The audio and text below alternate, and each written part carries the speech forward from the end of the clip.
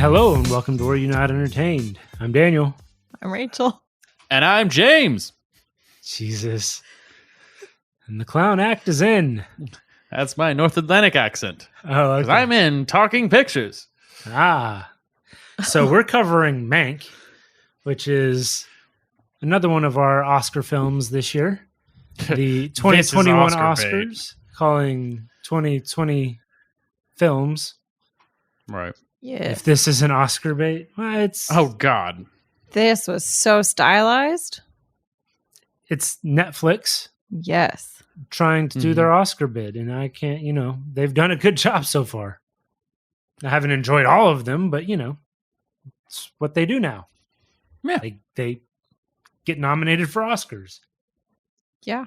And I gotta say, I enjoyed this movie considerably more than I thought I might. Yeah. For some reason, when you say Oscar film and black and white, I was I'm so just like, oh, I was so worried. this might be a little too artsy for me. But this was really good. It was Yeah. fun. Yeah, I was very worried. I was. You say Netflix, you say Oscars, you say black and white, and cold sweats. You see, I was kind of in a different boat and still in a different boat. I heard Gary Oldman in a movie about the writing of Citizen Kane, and I was like, ooh, this has to be good. And then I watched it and was like, I was real bored for the first half of the movie. And then the second half was really good. Really Yeah. interesting. I There were a few scenes that sold it for me, but I was kind of just, I don't know. Yeah, I was very caught kind of in the middle of that because to me, this without the heavy-handed styling and scripting and all of that stuff that is just turned up that little bit extra to give this such a unique style, it would have been pretty flat. Right. No way. Did we watch the same movie? Maybe Did y'all pay attention to the dialogue in this? I had to turn the subtitles on so that I could. That's where your problem was then, because the dialogue in this was very witty and very snappy, and that is what kept me glued the whole time. Yes, I thought that there were times that were a little slow, but it didn't matter to me because I was waiting for the next quippy one-liner that I might miss. Yes. The writing was incredible in this. Honestly, pretty much every line that they said was quality in some way. Mm-hmm. It was either very dark or very witty, but it did always have something to bring. It didn't feel like a lot of filler. Yeah. That's how I felt. Yeah. I guess for me what it was is I thought the dialogue was harder for me to follow because even though I had it turned up pretty good volume, there's just something about the recording. Maybe it was designed. Well, no, it's a Netflix movie. It's not even designed for theaters. No. I don't know, but I had a trouble following it at times. Actually hearing what they were saying, especially with the speed at which they were talking at times. And so I ended up turning the subtitles on and I was able to catch everything. And while I found a lot of their witty dialogue pretty funny, I also was watching this movie alone. And maybe that has something to do with it because I didn't have, the kind of response that you get when somebody else laughs at a joke. It kind of builds on itself. And so maybe I took a lot more of the dialogue as less of a quip than I would have otherwise. I'm not sure. But it was a lot of the flashbacks and the fact that it was him just trying to write enough pages for a large portion of the movie that it kind of felt like, well, I mean, this is interesting to a degree, but what the hell is going on? How does this relate to him and I think that the house? I think the flashbacks were specifically related to how Citizen Kane was written. They ended up being. Yeah. They did.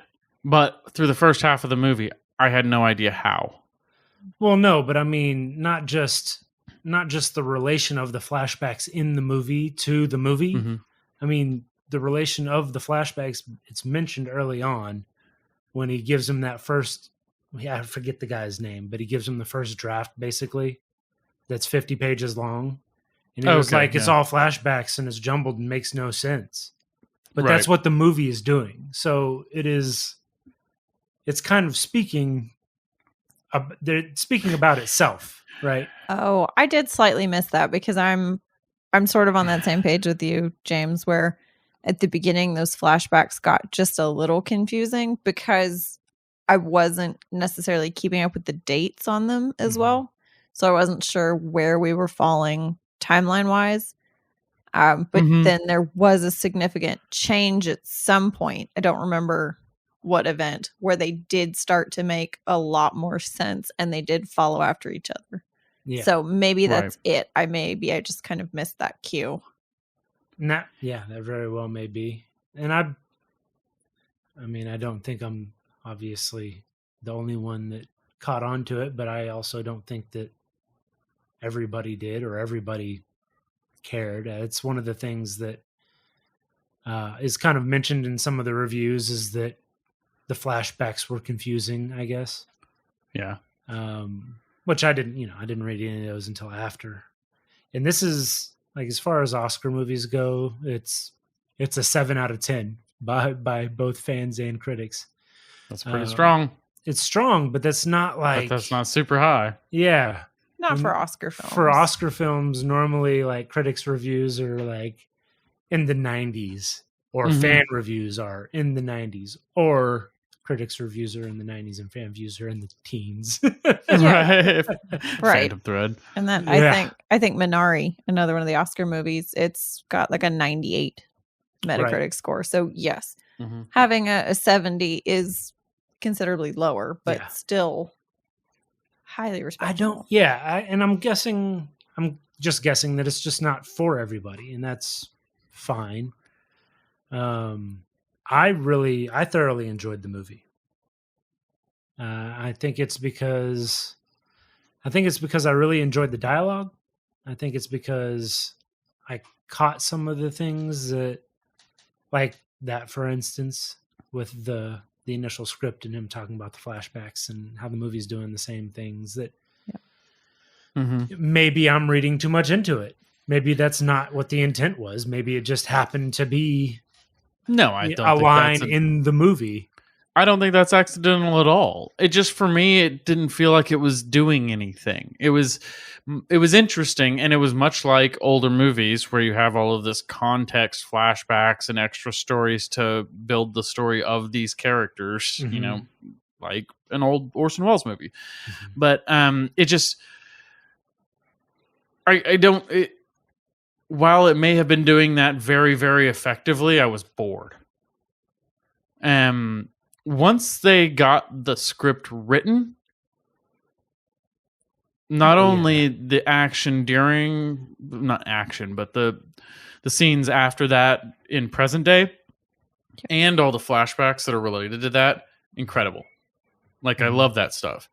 But it felt like there was actually something that happened and there was actual tension.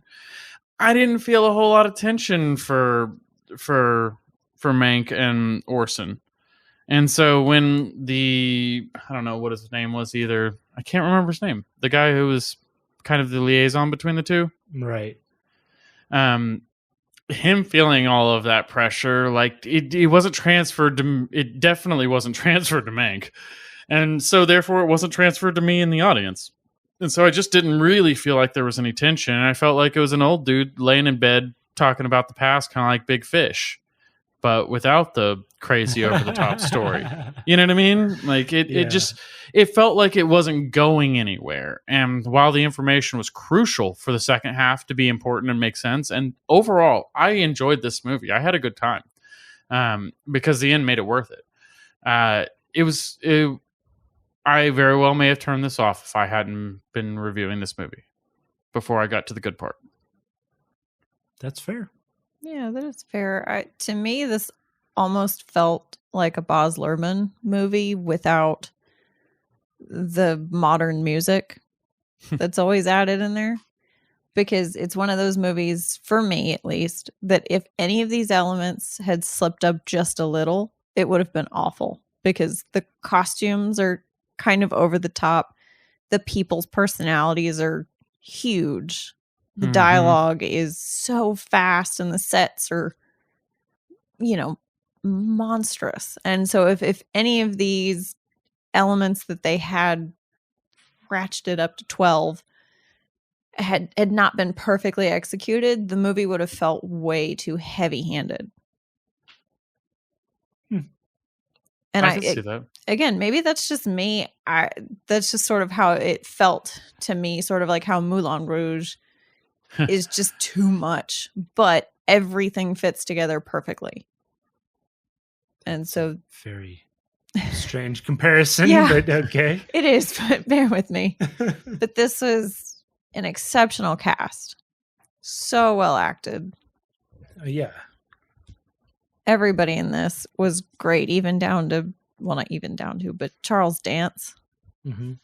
Oh, You yes. can say Oh, even God. down to. He wasn't in it a whole He was lot, so. phenomenal in this, though. It was such a small part, but such an impactful, necessary part. And Amanda Seyfried. Yeah. She was incredible. Man, she was a great Marion Davies.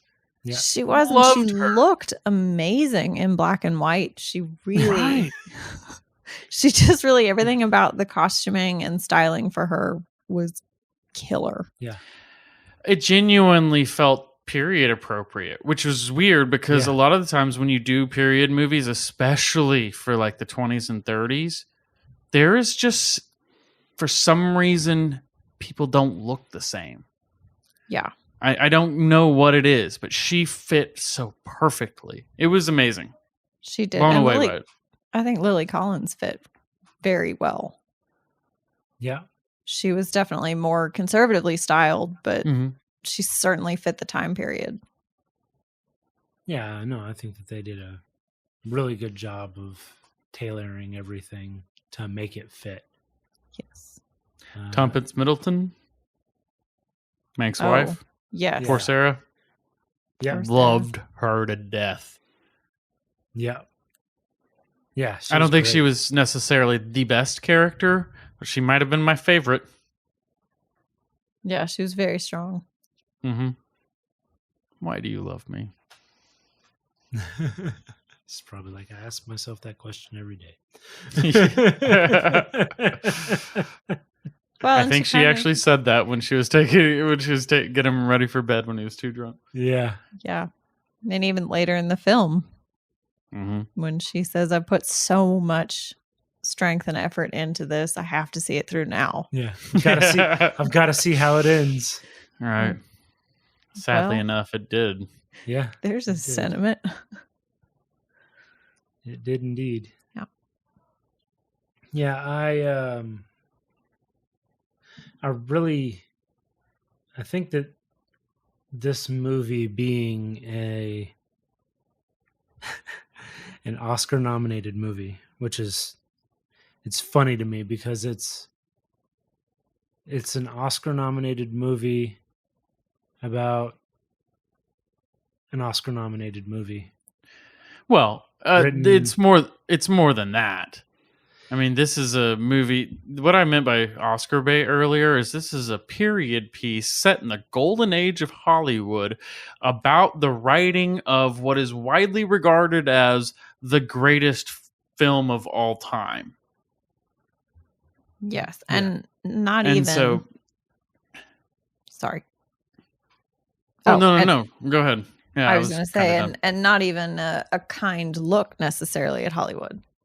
Right, No, it's more cynical than normal. it is a Hollywood movie that is trashing Hollywood.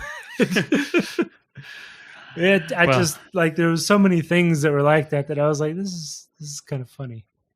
A streaming service that is making a Hollywood movie about trashing Hollywood, about winning an Oscar that's nominated for an Oscar. I mean, it's just There's just a lot of those things that I thought were funny Right. that don't necessarily relate to the movie. That's not what I'm saying. I just think that it's interesting. The meta of it all. Exactly. Well, it's Hollywood from Mank's perspective. Sure. Which I loved. Gary Oldman is just, he can do no wrong. No, he's great. Yeah, he was Since he wonderful in this. screamed, I need, or what is it, everyone in The Professional, I have loved Gary Oldman, and he has never done me wrong.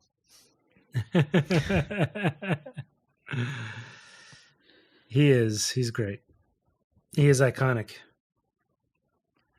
And I think we've said it before. I'll pretty much watch anything that he's in. So, And that's kind of where I was at. There's no exception. Yeah. This one and Nomadland were two movies that I jumped on really quick because I was like, oh, okay, Gary Oldman. Oh, okay, Frances McDormand. Right. I probably would have watched them anyway. Yep. But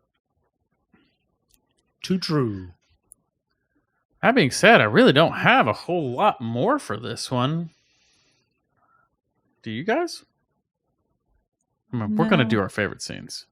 We definitely do those. Yeah. But outside of that. No. I think I expressed that I liked it. Y'all expressed that you didn't as much, which is fine. No, I was... That you were bored. The first half of it. I think that I'm well between the two of you. You really, really loved it. James was bored, and I thought it was really good, but I can see how it could have been a little flat. I was bored through the first half. Once I had put in the commitment, I was like poor Sarah. Once I had put in the commitment, I had to see how it ended, and it was happy. You know, he got his Oscar, and the end of the movie was good. She doesn't want to be called poor Sarah anymore. Yeah, no more. I know. Poor Sarah. You can call me poor Sarah.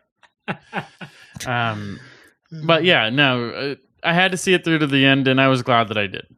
Yeah. In the end, I liked this movie, and we'll get into why pretty quick.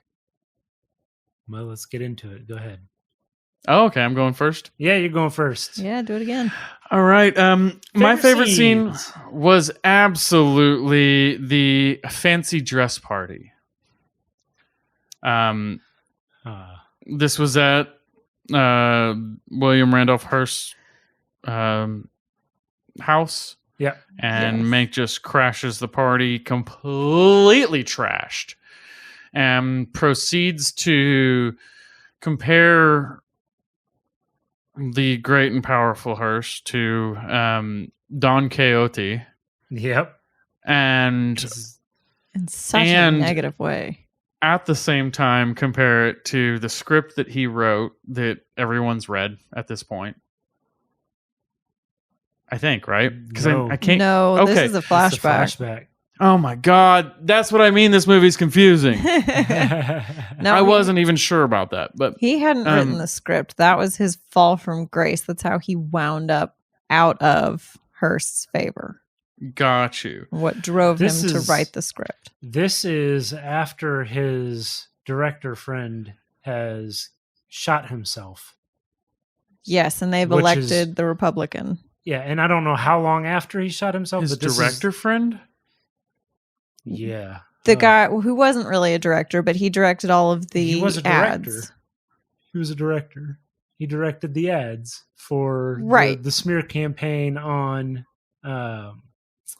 Sinclair. Oh, Upton Sinclair. Yeah. Played by Bill Nye, by the way. Did anyone else catch that? Bill Nye, the science guy. What? Bill Nye is Upton Sinclair. Oh, man. I did not catch that at all. Bill. Bill Nye, the science. That's anyways. It's bad. Sorry. Yeah, so and this is my takeaway. Okay, so if you notice, prior to those events, prior to the mayoral election, Mank drank. Like he drank all the time, but he wasn't like belligerently spinning sloshed all the time. After the mayoral election. And after his friend kind of takes responsibility for the way the election went, even though it wasn't his fault. Right. He also had, You're talking about Shelley, right? Yes. Yeah. Who was diagnosed with Parkinson's as well. So that, that plays into it. But kills himself. This is kind of when he starts drinking, like, heavily. Right. This is when he shows up to the party. Well, and prior to this, Mank has always been critical and snarky, but he's sort of known where the boundary was he could push. He stayed within the lines. Right. He would push them enough to still get his own opinion or own viewpoint through, but he didn't cross it. And this was when he finally just gave up on that. So I'll go ahead and say that this is my favorite scene too. And mine as well. Oh, okay. Oh, wow. Okay. Oh my God, really? All right. All three of us. It's such a great scene, and the way that it ends is why it's so wonderful, because it has all of this magical tension that is just building up, and you can see the discomfort in everyone at the party's face. And they're slowly leaving one by one, and then he finishes it off with the great crescendo and vomits all over the floor to get rid of the last of the people in the room. If that wasn't good enough, the fact that it takes what I thought was a throwaway line earlier and brings it back around with the organ grinder's monkey. Yep. I was concerned that they weren't going to tell me what that was. Right. And I was going to have to go Google it afterwards as to, what's the old 30s fable about the organ grinder's monkey. But that it was put into such context with that. What's that? I said this is in the 40s, though. Oh, it's set in the 40s. Yeah. Same difference to me now, man. Like, it was a long time before I was close to around. Yes. So it's very true. It was a long time before my parents were close to around. So, but the way that it ended with that on such ominous tone, and as much as I disliked Hearst as a character in this, I also had a lot of respect for him. Mm-hmm. You know, he while he was the puppeteer that's controlling everyone else's lives, and it's kind of gross, and the amount of power that he has is disgusting in my mind to a degree. At the same time, like, there's a reason. Yeah. The guy is kind of impressively on point all the time. He's smart. He's powerful. Yeah. Right. The way that it ends with him walking him out, and he's already got him a ride to go home, and the door shutting on him as kind of this last gesture. I don't know. It was just an incredible scene from start to finish. And it is almost a microcosm. That is the kind of scene that I would want to do in theater class. Like, just phenomenal. Yeah. For me, this was the scene where I think acting aside from Gary Oldman, who was brilliant, but everybody else really shone in this moment. Mm-hmm. Marion has zero dialogue. But you can feel it. You can feel the discomfort. You can feel the disrespect and the disappointment she has for Mank in that moment. And even with Hearst, he doesn't get angry. And he doesn't say anything harsh. He doesn't raise his voice. But the look in his eye is just one of, it's almost amused. It's the look of a Targaryen. Right. You disrespected me in my own house in front of my own friends. So let's play the game you want to play. But yeah, Just Same thing with Mayor. Mayor was great. brilliant. Yeah. No, it was an absolutely brilliant scene. Just so everybody doesn't get mad at me, I know he wasn't a Targaryen. Yeah. No, he was not. Tywin. Yeah. Lannister. He was a Lannister. Yeah. We hopefully everybody knows that. I mean, that's in the first season. That's not really a spoiler anymore. Yeah. Anyways. That's not that is definitely not a spoiler by any form or fashion. This scene, I like that they even came back to it twice. In 2 parts. They had to break it up. Yeah. Because they have to show him coming in to the party. Right. And then him kind of getting shuffled down to the end of the table. One of the things that was explained after he's vomited all over the floor is that Hearst has been paying half of his salary. Yeah. Because he likes the way he talks. Because he enjoys having him around. Not because of his writing abilities, which is what he does. He's probably the only one who doesn't kiss her sass. Well, it's more than that. Because he also... I think he also has leanings and kind of sympathizes with a different mindset. Well, I mean, it's in the speech itself. Like, her started with more of a, I'm going to change the world kind of mindset. That's the whole point of the story of Citizen Kane, is kind of the fall from grace, and it's the upset that only can happen because you lost your way. Well, yeah. Well, and it's also his socialist leanings, and not just Hearst's socialist leanings, but Mank's socialist leanings as well. And that's kind of what I was saying, is that while Hearst doesn't come out and speak that way, he doesn't act that way, he doesn't behave that way. He got somebody elected for mayor that's a Republican, right? Which is the opposite of, what the Democratic Party was going for at the time. It is his thought process, and Mank understands that later, I believe.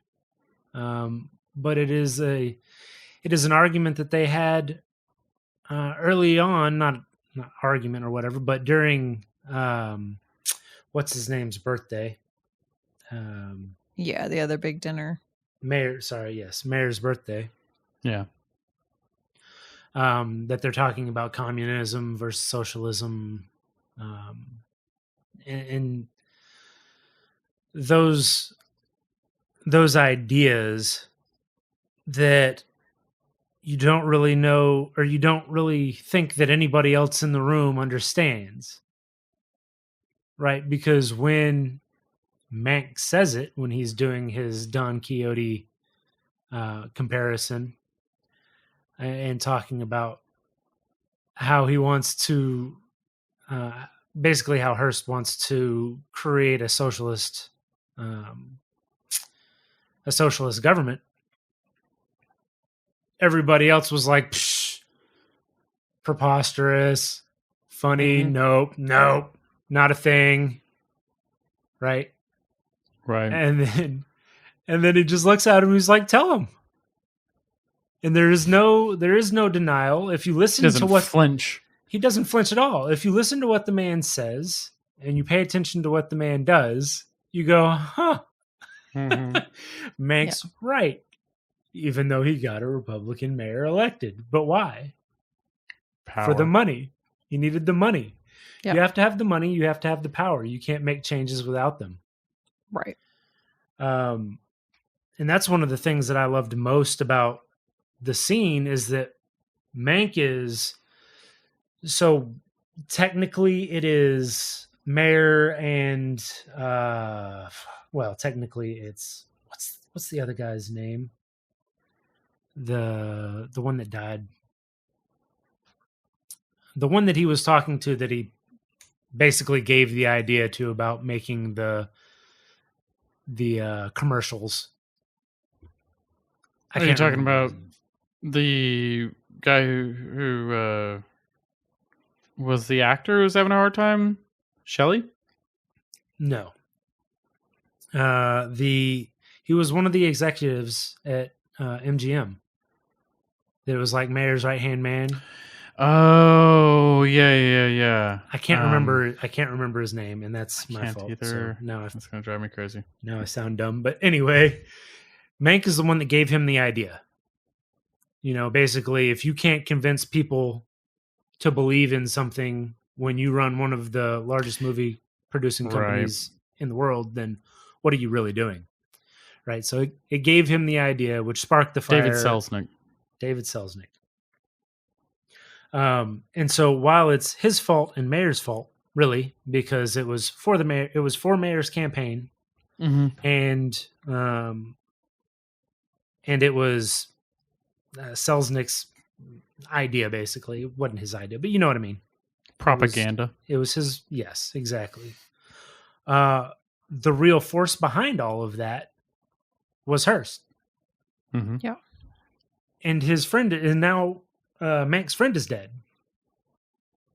Right? Yeah. So all the animosity that he could place at the feet of the others, he knows where it really lies, which is why I think he showed up to the party pissed drunk and decided to basically just straight attack him.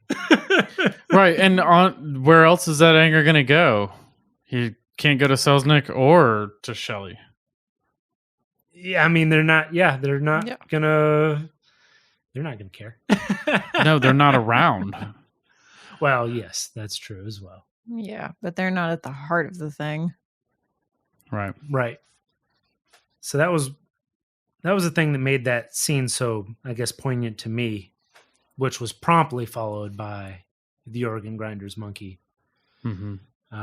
which just kind of puts him in his place, especially after you hear he's been paying half of his salary just to keep him around, right? Yeah. It is his way of calmly and politely saying, you're a nobody. The only reason you exist is because of me. Get out of my house. Right.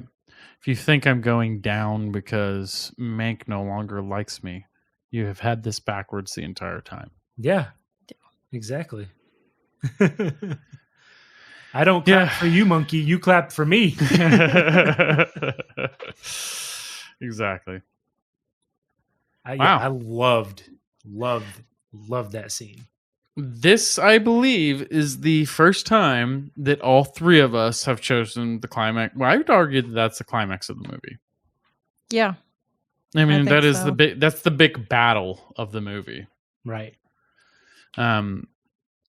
That all three of us chose the same scene, more or less the climax of the movie. Right. In a good movie with multiple scenes to choose. There were a few that I actually were trying to pick from, but I was like, none of them really compare to this scene. It's just so damn good. Yeah. Oh, there are tons of scenes. But this one is pretty clearly the best scene in the movie to me. Yeah.